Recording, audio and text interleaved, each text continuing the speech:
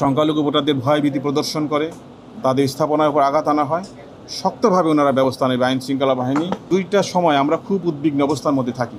একটা হচ্ছে দুর্গাপূজা, আরেকটা হচ্ছে নির্বাচন। প্রত্যেকটা নির্বাচনের আগে সংখ্যালঘু হিন্দু সম্প্রদায়ের উপরে আঘাত হানা একটি নিয়মিত ব্যাপার হয়ে দাঁড়িয়েছে। সংখ্যালঘু সম্প্রদায়ের নিরাপত্তা নিয়ে উনি বলেছেন আমাদের কিছু প্রস্তাব ছিল, আমরা 7টি প্রস্তাব ওনাকে দিয়েছি এবং মাননীয় প্রধান নির্বাচন কমিশনার আমাদের 7টি প্রস্তাবের সাথেই একেবারেই একমত পোষণ করেছেন এবং বলেছেন যে আপনার প্রস্তাবের সাথে আমাদের যে নিরাপত্তা নিয়ে আমরা যে চিন্তা ভাবনা করছি একেবারেই মিলে গেছে। এবং উনি আমাদের আশ্বস্ত করেছেন যে দেশে মাইনরিটি সম্প্রদায় ভোট কেন্দ্রে যাবেন এবং শুধু ভোট কেন্দ্রে যাবে, নিরাপত্তা নিয়ে ভোট কেন্দ্রে যাবে এবং নিরাপত্তা নিয়ে ভোট দিয়ে বাসায় ফিরবে।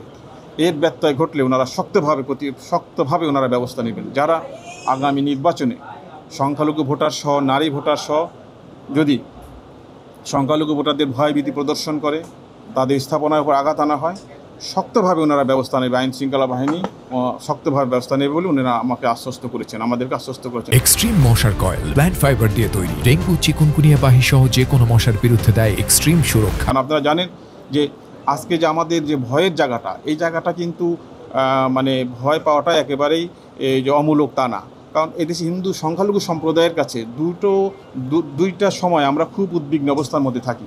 একটা হচ্ছে দুর্গাপূজা, আরেকটা হচ্ছে নির্বাচন এদেশ হিন্দু সম্প্রদায়ের জন্য কখনো সুখকর ছিল না। প্রতিটি নির্বাচনের আগে, সেটা হোক ইউনিয়ন পরিষদ নির্বাচন, হোক মেয়র নির্বাচন, হোক সিটি নির্বাচন, প্রত্যেকটা নির্বাচনের আগে বিগত কয়েক বছর যাবত আমরা দেখেছি প্রত্যেকটা সময়, প্রত্যেকটা সরকারের সময়ে নির্বাচনের আগে এবং পরে সংখ্যালঘু হিন্দু সম্প্রদায়ের উপরে আঘাত হানা একটি নিয়মিত ব্যাপার হয়ে দাঁড়িয়েছে।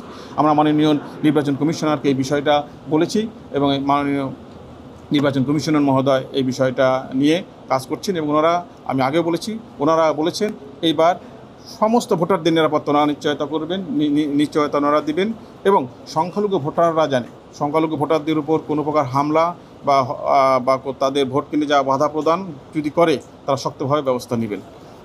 এই বিষয় নিয়ে আমরা আলোচনা করেছি।